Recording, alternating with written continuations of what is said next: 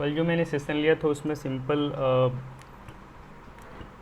Python का introduction दिया था। उसमें जैसे किस पर्पस के लिए हम पाइथन यूज़ करते हैं, और उसका सिंटेक्स बहुत ही स्ट्रेट फॉरवर्ड, जैसे इंग्लिश सेंटेंस लिखते हैं उसके अकॉर्डिंग हम रीड कर सकते हैं। दैट मीन्स कि नॉन टेक्निकल पर्सन भी अगर कोड को लाइन बाय लाइन रीड करे सो ही कैन अंडरस्टैंड बेटर। उसके बाद वो किसी भी प्लेटफॉर्म के लिए पॉसिबल है, विंडो, मैक, इधर raspberry pi, whatever we have. और जो कोई भी उसका कोई भी वेरिएबल जो भी है वो एज ए ऑब्जेक्ट की तरह हम ट्रीट करते हैं इसमें। और जो अदर ऑब्जेक्ट ओरिएंटेड प्रोग्रामिंग है उससे थोड़ा अलग है, इसको फंक्शनल प्रोग्रामिंग हम लोग बोलते हैं। तो इसके अकॉर्डिंग बेसिक सिंटेक्स मैंने कवर किया था कि जैसे इस हैश से कमेंट लिखते हैं और उसके बाद इफ स्टेट, यहाँ पे हम इंडेंटेशन का ख्याल रखते हैं। जैसे अगर इसको मैं एक ब्लॉक में सेम इंडेंटेशन फॉलो करना है। इंडेंटेशन दैट मीन्स कि आइदर आप डबल स्पेस ले सकते हैं या फिर टैब ले सकते हैं। तो इसमें से एक ब्लॉक में अगर आप दो इंडेंटेशन फॉलो करते हैं उसमें एरर देगा, इसलिए सेम ब्लॉक में आपको सेम इंडेंटेशन फॉलो करना होगा। अगर एक क्लास आपने बनाया है तो क्लास के अंदर जितने भी फंक्शन हैं वो सेम इंडेंटेशन फॉलो करेगा, या तो डबल स्पेस और वन टैब। उसके अकॉर्डिंग वेरिएबल के लिए कुछ रूल्स है, इसमें कोई भी नंबर से स्टार्ट नहीं होगा, अल्फ़ा न्यूमेरिक हो सकता है। और उसके बाद केस सेंसिटिव भी होता है वेरिएबल, तो उसके लिए अगर इस एज की वैल्यू कुछ 32 है, इसका 25 है, तो दोनों को आप प्रिंट करेंगे तो डिफरेंट डिफरेंट वैल्यू प्रिंट करेगा एज पर द वैल्यू। इसमें लोकल और ग्लोबल वेरिएबल होता है। हम किसी भी क्लास में अगर हम इनिशियल में ही कोई वेरिएबल डिफ़ाइन कर देते हैं, यहाँ पे हमें वेरिएबल असाइन करने से पहले डिफ़ाइन करने की ज़रूरत नहीं पड़ती, क्योंकि यहाँ पे इसको डायनेमिक टाइप लैंग्वेज बोलते हैं। अगर हम यहाँ पे एज 27 लिया है यहाँ पे, दैट मीन्स कि this variable is a type of integer. और उसके बाद इसका अगर 30 लिया है तो ए और दोनों में डिफरेंस है। यहाँ पे a type integer string by default लेगा, ये एक्स में हमें स्ट्रिंग डिफ़ाइन करने की ज़रूरत नहीं है। तो इस टाइप से डायनेमिक टाइप इसीलिए हम इसको बोलते हैं। यहाँ पे एक मैंने ग्लोबल वेरिएबल बनाया था क्लास टेस्ट। फिर उसके बाद यहाँ पे एक फंक्शन बनाया था, उसमें यहाँ पे आप देखो ग्लोबल को डायरेक्टली इस वेरिएबल से रिप्लेस कर दे रहा है, जो ग्लोबल का वैल्यू है इससे रिप्लेस कर दे रहा है। उसके बाद जो इंटरनली जो प्रिंट करेगा वो लोकल प्रिंट करेगा। यहाँ पे इस फंक्शन के लिए एक्स लोकल है, और आउटसाइड में फंक्शन कॉल करने के बाद प्रिंट कर रहा हूँ तो यहाँ पे एक ग्लोबल प्रिंट करेगा जो कि ऊपर डिसाइड। अब यहाँ पे फोर्सफुली ग्लोबल कीवर्ड से बाहर जो ग्लोबल वेरिएबल है उसका हम वैल्यू चेंज कर सकते हैं। और कुछ डेटा टाइप्स हैं जो कि न्यूमेरिकल डेटा टाइप्स में इंट, फ्लोट, कम्प्लेक्स इसमें है, स्ट्रिंग है। सीक्वेंस डेटा टाइप में लिस्ट दैट मीन्स अरे, जो कि अदर लैंग्वेज में अरे बोलते हैं, यहाँ पे लिस्ट है। टपल हो गया। मैप के लिए हम यहाँ डिक्शनरी यूज़ करते हैं। फिर सेट हो गया, फ्रोजन सेट हो गया, बुलियन हो गया, ये सब यहाँ पे डेटा टाइप हम यूज़ करते हैं। तो मेनली 3 पार्ट में डेटा टाइप को डिफ़ाइन किया गया, जैसे नंबर हो गया, स्ट्रिंग हो गया, बुलियन हो गया। उसके बेसिस पे थोड़ा एग्जांपल यहाँ बताया था मैंने। उसके बाद ऑपरेटर बताया था। ऑपरेटर में थोड़ा एग्जांपल बताया था, जो कि इन बिटवीन आगे सेशन में ऐसे हम यूज़ करेंगे, ऑपरेटर बीच में आते जाएगा, उसके अकॉर्डिंग ऑपरेटर क्लियर करते जाएंगे। तो कल जो इनिशियल सेशन था सिर्फ बेसिक था। और वर्क करने के लिए हम लोगों ने डिसाइड किया अभी कि कोई भी टूल इंस्टॉल नहीं करेंगे। Google provides Jupyter notebook, so called Colab research google.com। So यहाँ पे जाके आप अपने गूगल ड्राइव में क्लियरली अपने प्रोग्राम को इंडिपेंडेंटली किसी भी टूल पे डिपेंडेंट ना होकर यहाँ रन कर सकते हैं। और ये हाई परफॉर्मेंस है, इसके काफ़ी सारा बेनिफिट्स है। मशीन लर्निंग में भी लोग कोलैब को यूज़ करते हैं। सो हमें यहाँ पे किसी भी टूल्स पे डिपेंडेंट होने की अभी फ़िलहाल ज़रूरत नहीं है, आगे होगी तो मैं अगले सेशन में बताऊँगा। ठीक है।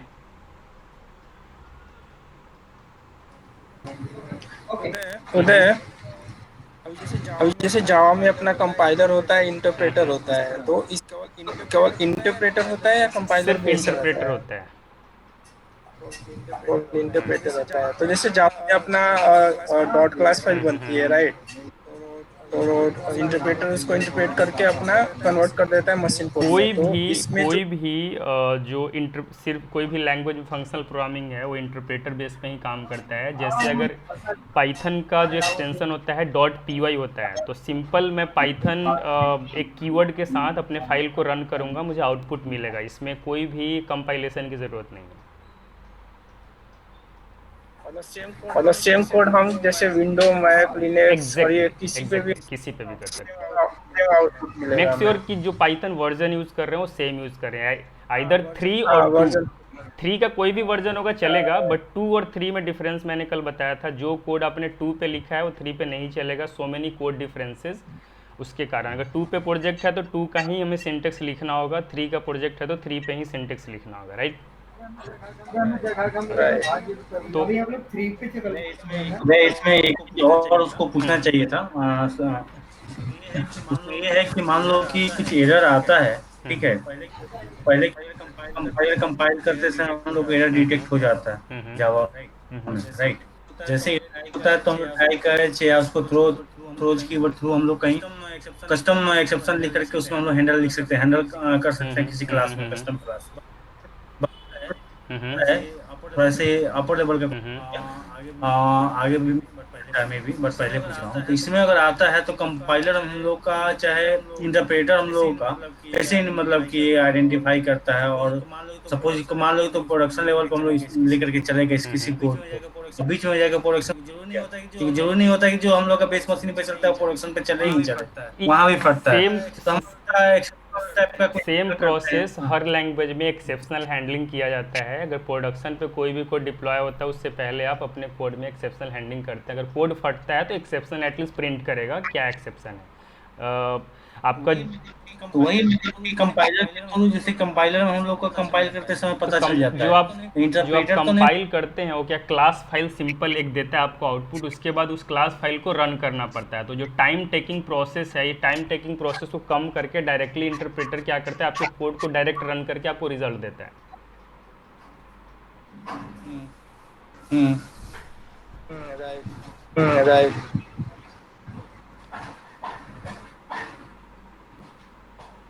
तो आगे मूव करूं? ठीक है, ओके। आगे देखते हैं। तो आज का मेरा कंप्लीट सेशन होगा इफ एल्स से रिलेटेड। तो इफ एल्स में सिंपल एक आप लोग जो अदर लैंग्वेज में है सेम प्रोसेस है, यहाँ पे इसका सिंपल सिंटेक्स में डिफरेंसेस होंगे, जो कि कोई भी डिसीजन मेकिंग प्रोसेस में इफ एल्स हेल्प करता है। और कोई भी एक ग्रुप ऑफ स्टेटमेंट और सिंगल स्टेटमेंट को एग्जीक्यूट हम करा सकते हैं। इसमें सिंपल जो इफ़ कंडीशन में हम लोग चेक करते हैं उसके लिए कुछ लॉजिकल कंडीशन है, जैसे इसको एग्जीक्यूट कराते हैं, एक सेकेंड।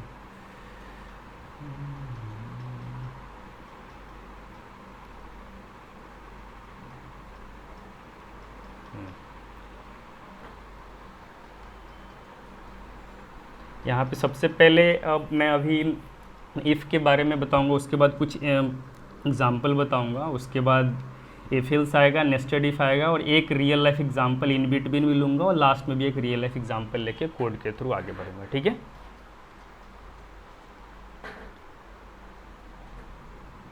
तो कोलैब में दो प्रोसेस होता है, एक टेक्स्ट एक कोड के लिए। तो जो फर्स्ट सेक्शन मैंने लिया वो टेक्स्ट है इसमें, और कोड के लिए एक रो में पर्टिकुलर इसी रो का कोड एग्जीक्यूट होता है। अगर मान लिया कि x की कोई भी वैल्यू यहाँ पे असाइन कर दिया है 20, अगर एक अदर आप कोड लेते हैं तो इसमें भी प्रिंट x को आप करा सकते हो, जैसे कि, लेकिन फर्स्ट ऑफ ऑल इसको आपको एग्जीक्यूट करना होगा।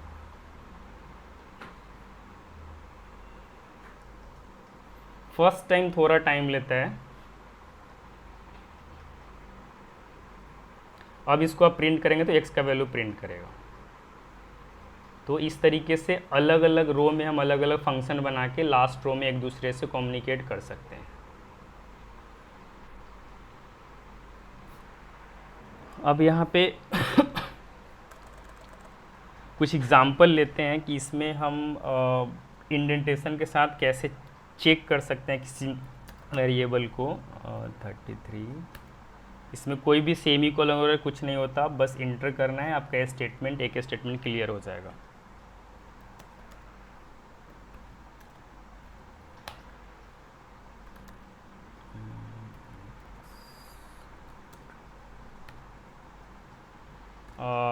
कोई भी या लूप हो, फंक्शन हो, क्लास हो, सब के लिए हम यहाँ पे कॉलन का यहाँ पे यूज़ करते हैं, क्योंकि यहाँ से कोई भी हम यहाँ इंड स्टेटमेंट नहीं होता। जैसे जावा में हम कर्ली ब्रेसेस से इंड करते हैं, रूबी में हम लास्ट में इंड लिखते हैं। जैसे अगर इफ़ यहाँ पे लिखा तो इफ़ के बाद मुझे इंड लिखना है, ये रूबी में लिखते हैं। लेकिन पाइथन में सिंगल लाइन स्टेटमेंट होता है, यहाँ पे आपने कॉलन लगाया मतलब इस इफ़ का बॉडी स्टार्ट हो गया। अब यहाँ पे आप कुछ भी प्रिंट कर सकते हो।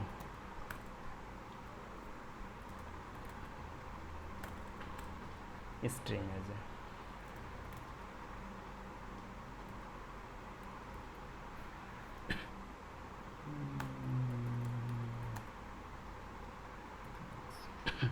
अब यहाँ पे इसको एग्जीक्यूट करूँगा तो क्लियरली पहले मैं इसको एरर के साथ करता हूँ।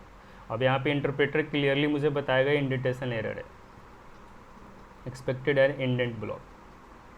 अब यहाँ पे मैं 2 स्पेस देता हूँ, उसके बाद एग्जीक्यूट करता हूँ।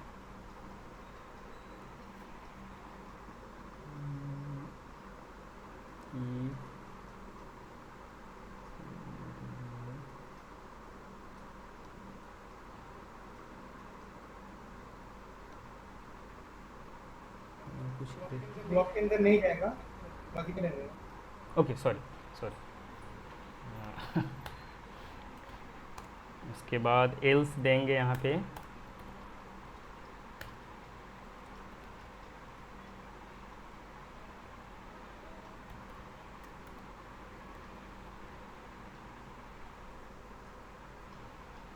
तो एक सिंपल एक सिंटेक्स बोल सकते हैं जो कि इफ़ का हम पाइथन के अंदर यूज़ करते हैं। डिपेंड करता है लैंग्वेज टू लैंग्वेज पे। जावा में जाएंगे तो कर्ली ब्रेसेस यूज़ होगा, गो में भी जाएंगे तो उसमें भी आपको इंड यूज़ करना पड़ता है, फिर पाइथन में इंड नहीं यूज़ करना पड़ता। एक इफ़ के लिए सिंपल एक कॉलन के बाद उसका बॉडी स्टार्ट हो जाता है। तो डिपेंड करता है लैंग्वेज टू लैंग्वेज, बट जो बेसिक प्रोसेस है सभी का सेम रहेगा। अब इसका एक सिर्फ इफ़ का जो कंडीशन है, इसका एक शॉर्ट हैंड भी है, क्योंकि माइट भी अदर लैंग्वेज में भी शॉर्ट हैंड सेम होगा।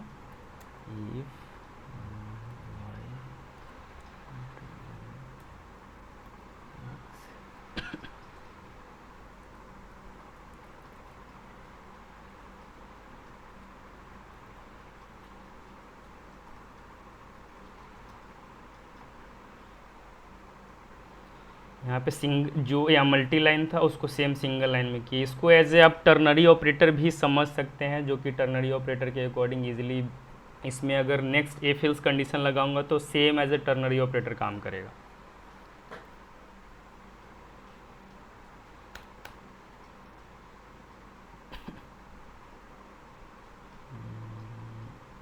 अब यहाँ पे एक छोटा सा एग्जांपल लेते हैं। इसमें यूज़र से इनपुट लेने के लिए क्लियरली यहाँ पे आप अगर इनपुट लिखते हैं,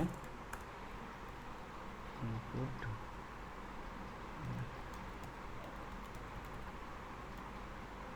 तो इस स्टेटमेंट में आपसे पूछेगा, यहाँ पे आपसे नाम पूछेगा। यूज़र से इनपुट लेने के लिए इसमें इनपुट यूज़ करते हैं, जो कि पाइथन 2 में सिंटेक्स अलग होता है।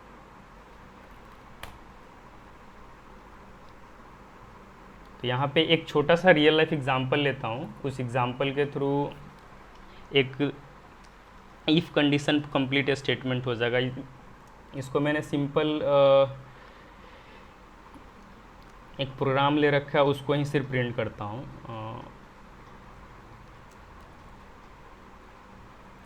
एक कमेंट है, कमेंट मल्टी लाइन कमेंट हम ऐसे करते हैं, और सिंगल लाइन के लिए ये ऊपर किया हुआ है। तो यहाँ एक स्टेटमेंट है कि a dog 1 year old dog is roughly equivalent to 14 year old man human being। इस सिचुएशन, इस 3 स्टेटमेंट को हम ए फिल्स में कैसे कन्वर्ट करेंगे, उसके बेसिस पे एक एग्जांपल लेता हूँ कोड में।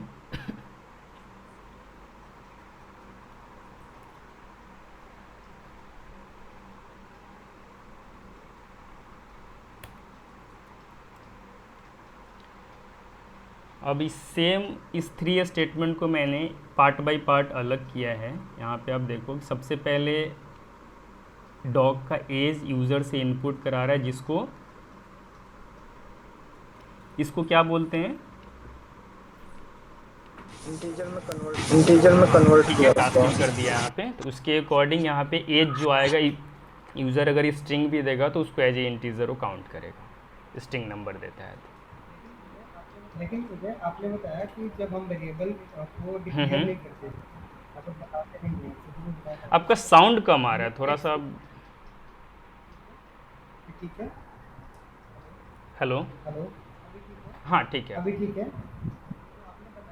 तो आपने बताया था कि जो हमने जैसे पहले डिक्लेयर किया था x इज इक्वल टू 5, तो हमने 5 लिखा था तो एज ऑटोमेटिक इंटीजर हो गया। Yes, right.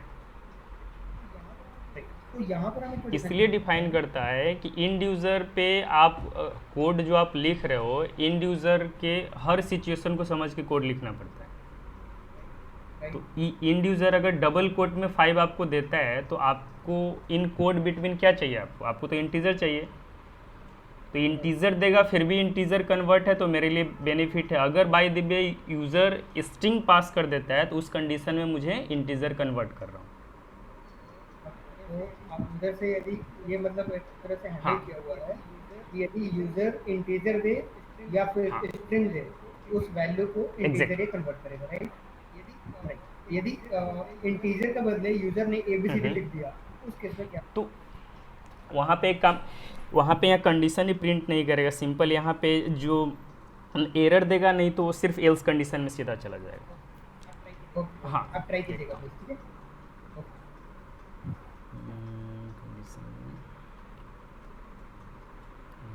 लेट्स सपोज हम इसको 2 देता हूँ।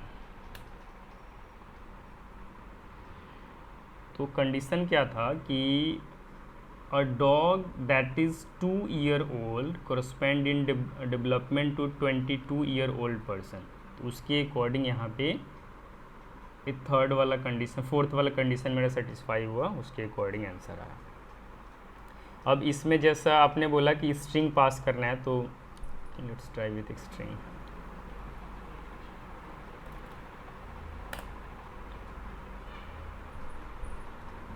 Invalid literal for int with base 10, मतलब जो इंटीजर चाहिए था वो स्ट्रिंग के अकॉर्डिंग काम नहीं करेगा, क्योंकि जो यूज़र जो मैसेज ले रहा है उसके according user can not assign any value related to the string.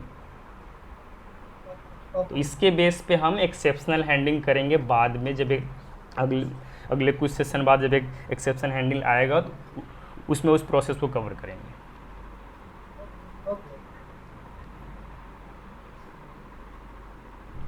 ठीक है, तो इस कोड में किसी को कोई प्रॉब्लम है यहाँ पे ये कंप्लीट कोड, क्योंकि ये वाला इफ़ और इफ एल्स का कंप्लीट एग्जांपल है एक रियल लाइफ के अकॉर्डिंग कि कोई भी स्टेटमेंट या प्रोग्राम अगर आता है तो उसको कैसे हम हैंडल कर सकते हैं इफ एल्स में।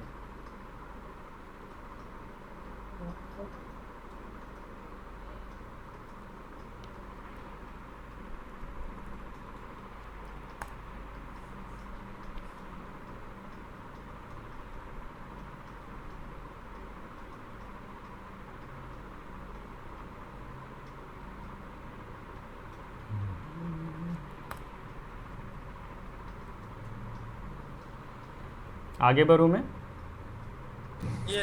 ये लास्ट वाला कंडीशन के लिए यूज करना, लास्ट का जो एल्स है।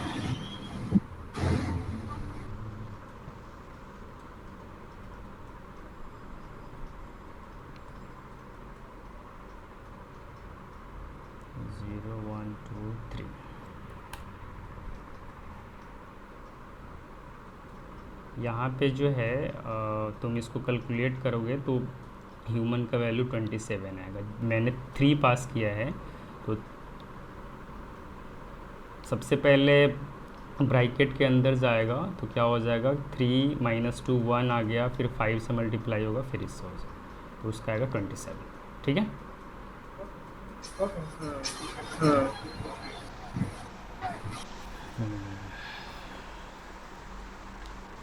अब इसमें एल्स पार्ट भी कवर हो गया, तो एल्स पार्ट के लिए अलग से एग्जांपल कुछ मैं बता देता हूँ कि और ज़्यादा थोड़ा जो टर्नरी ऑपरेटर का मैं बताया था उस टर्नरी ऑपरेटर के लिए एक बार यूज़ करता हूँ।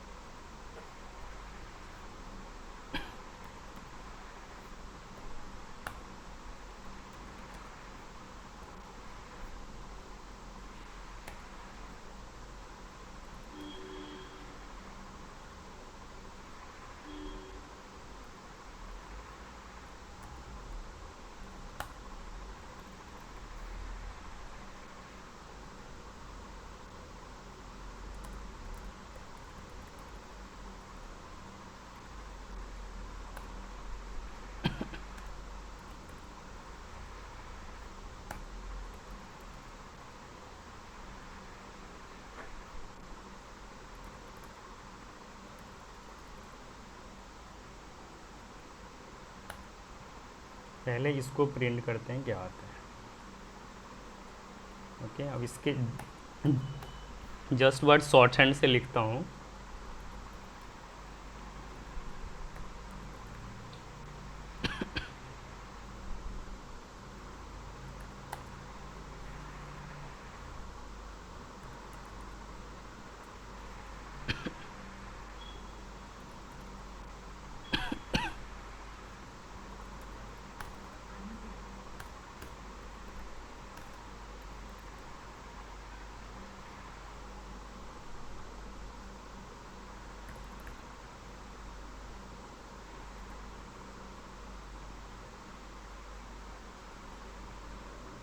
ये 4 लाइन का कोड यहाँ पे 1 लाइन में कन्वर्ट हुआ है।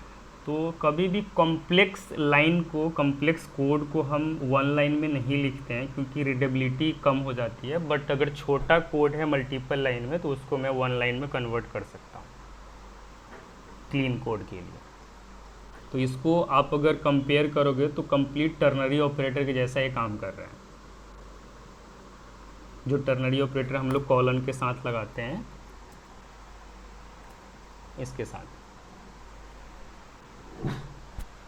टर्नरी ऑपरेटर आई थिंक सभी लैंग्वेज में अप्रॉक्स सेम होता है। अब इसमें फिर कुछ लॉजिकल ऑपरेशन पे आते हैं कि हम इफ़ के अंदर कैसे एंड कंडीशन और कंडीशन यूज़ कर सकते हैं। उस बेस पे कुछ एग्जांपल ले लेते हैं। सेम प्रोसेस को मैं इस बेस पे कर देता हूँ, सेम एग्जांपल को इसको 1 लाइन में करते हैं।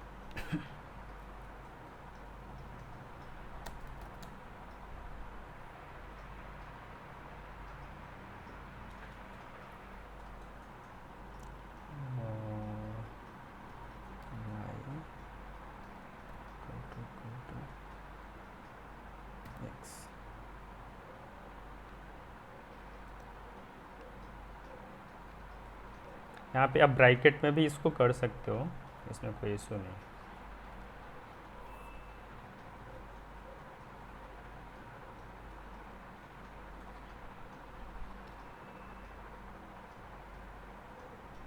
चलो, यहाँ पे एल्स पार्ट हो क्योंकि ये कंडीशन सेटिस्फाई नहीं किया। अब इसमें अगर मैं अलग से एक वेरिएबल पास कर देता हूँ z = 33, इसको कंडीशन को सेटिस्फाई करने की कोशिश करता हूँ। x > y, yes, and y = z।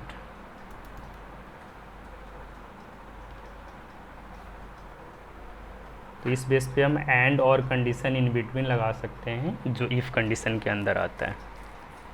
अब इस पे एक छोटा सा जो लॉजिकल ऑपरेशन है उस पे छोटा सा कंडीशनल स्टेटमेंट लेते हैं जो रियल लाइफ एग्जांपल होगा।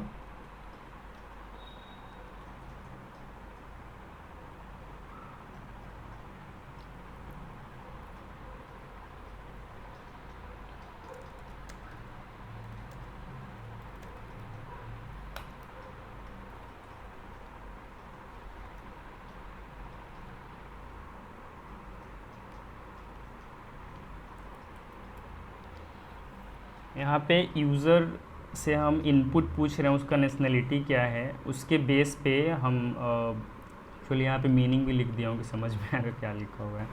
सो अगर पर्सन के बेस पे हम कंडीशन चेक कर रहे हैं कि अगर फ्रेंच है और में यहाँ कंडीशन लगाया है और यहाँ पे और में इटालियन आ गया, तो ये दोनों एक चीज़ यहाँ पे आप ध्यान दो कि एफ है कैपिटल ए स्मॉल है, तो क्योंकि पाइथन केस सेंसिटिव होता है तो दोनों वेरिएबल के वैल्यू को डिफरेंट वे में ट्रीट करेगा, इसलिए यहाँ पे कैपिटल और स्मॉल दोनों कंडीशन चेक कर रहे हैं।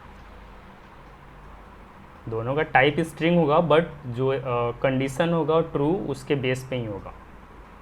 अदरवाइज़ अगर यहाँ पे एक कंडीशन हम करते हैं और कैपिटल में सिंपल एफ यूज़र प्रोवाइड करता है तो कंडीशन ट्रू नहीं होगा इसके अंदर। इसको एक बार रन करते हैं।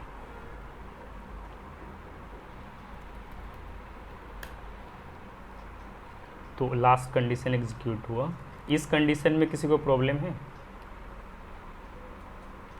नहीं। इसमें भी सेम प्रोसेस में आई स्मॉल है, यहाँ पे आई कैपिटल लिया है।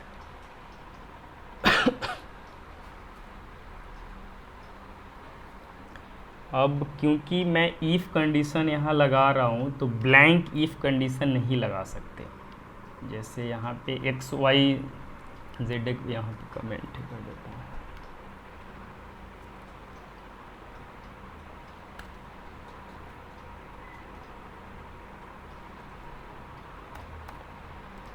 If X greater than Y, मैं ऐसे नहीं छोड़ सकता, इसमें एरर आएगा।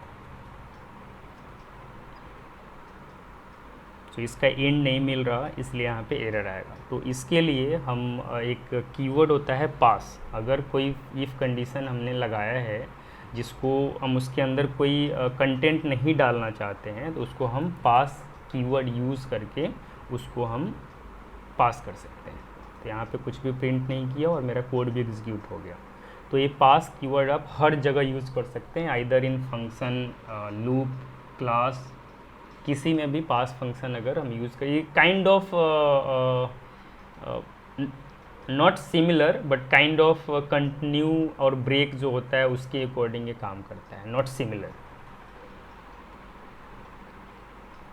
उदय भाई यहाँ पे हम लोग यूजर डिफाइन मैसेज कुछ पास कर सकते हैं क्या पास के थ्रू? यूज़र डिफाइन मैसेज मतलब जैसे कि मान लो कि एक्स ग्रेटर देन वाई, ठीक है, लिखना चाहते थे या जैसे कि एक्सेप्शन है सपोज एरर, ठीक है समथिंग कुछ भी मतलब यूजर डिफाइन तो एक्सटेंडेबल मोड में हो।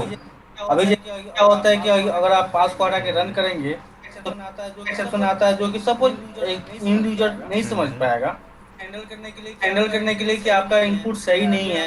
अर्लियर हम लोगों ने एबव में देखा पास हम एक्चुअली इंड यूज़र के लिए नहीं करते हैं, हम इस कोड को एग्जीक्यूट नहीं करना चाहते हैं, इसके लिए मैंने इसको पास कर दिया।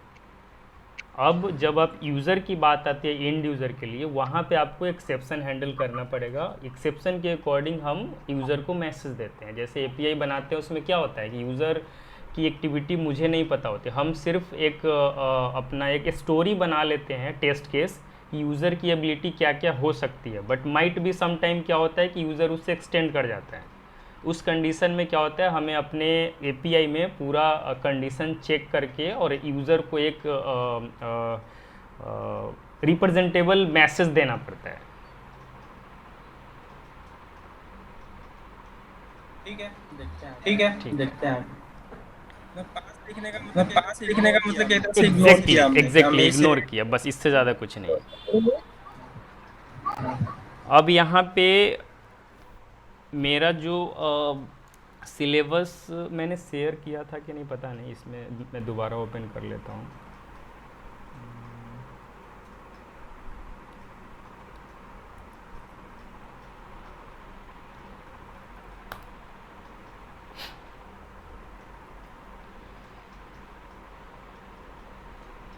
इसमें ए फिल्स का पार्ट कंप्लीट हुआ इसमें, और इसमें एक और पास भी इसको मैं अभी इस चीज़ को कवर कर देता हूँ। जो ऊपर एग्जांपल बताया हूँ ब्रेक और कंटिन्यू कैसे यूज़ होता है, उसको ए फिल्स जो नेस्टेड ए फिल्स है उसमें मैं यूज़ करके इसको कंप्लीट करता हूँ। तो आज का था सिर्फ ये वाला, बट अभी टाइम मेरा अभी 30 मिनट बचा हुआ है, तो जो जो पार्ट अभी इस टाइम में कवर होने वाला है उसको मैं कवर करने का ट्राई करता हूँ। ओके, अभी तक के ऊपर के एग्जाम्पल तक में किसी को कोई डाउट नहीं है ना? नहीं, अभी बहुत बेसिक है, तो इसमें आप अगर आपको सब चीज़ पता है तो आप एक दो सेशन तक इग्नोर कर सकते हैं चीज़ों को, क्योंकि ये सब लैंग्वेज में अप्रॉक्स सिमिलर ही होता है। बट जब तक बेसिक किसी लैंग्वेज का क्लियर नहीं होगा तो आगे फिर प्रॉब्लम आ सकता है। ठीक है, इसके लिए मुझे बेसिक से बताना पड़ रहा है। नहीं, अच्छा है। अब इसमें कोई कंडीशन उठाते हैं ए फिल्स का। ओके,